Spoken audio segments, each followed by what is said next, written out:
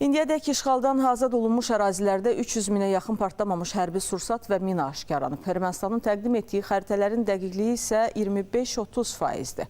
Bu fikirlər Azərbaycana qarşı müharibə cinayətləri adlı hibrid formata keçirilən seminarda səsləndirilib. Tədbirdə Ermənistanın tarix boyu Azərbaycanlılara qarşı törətdiyi hərbi cinayətlərdən geniş bəhs olunub. Hələ 90-cı illərin əvvəllərində Ermənistanın əsas hədəflərindən biri mülki insanlar arasında təşviş yaratmaq, onları qətlə yetirmək olub. 1992-ci ildə Xocalıda dinc əhaliyə qarşı divan tutan Ermənistan 2-ci Qarabağ müharibəsində də ənənəsinə sadiq qalaraq döyüş meydanından xeyli məsafədə yerləşən Gəncə, Bərdə, Tərtər və digər şəhərləri atəşə tutub. Nəticədə onlarla mülki insan həlak olub. Azərbaycana qarşı müharibə cinayətləri adlı seminarda bu barədə məlumat verildi.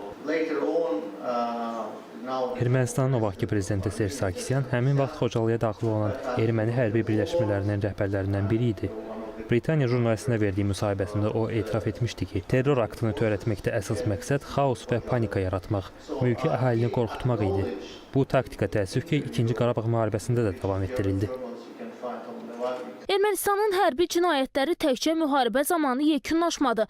Münaqişədən sonra da davam edir. Dəqiq mina xəritələrinin verilməməsi İrəvanın beynəlxalq hüquq qarşısında üzərinə götürdüyü öhdəlikdən yayınma cəhdidir.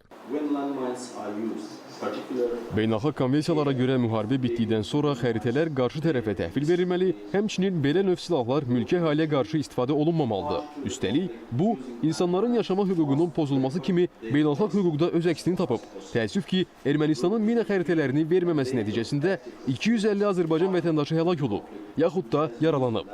Bu günə kimi işğaldan azad olunmuş ərazilərdə ümumilikdə 300 mindən çox mina və partlamamış silah sursat aşkar olunub. Təqdim edilən xəritələrin dəqiqliyi 25-30%-dir. Hibrid formada keçirilən seminar daha sonra Ukraynalı politoloq Taras Kuzyov və Azərbaycanın BMT-dəki daimi nümayəndəsinin müavini Tofiq Musayevin çıxışları ilə davam etdi. Rüstəm Mikayılzadə, Səkinə Bababəyova, Xalid Əliyev, ASTV xəbər.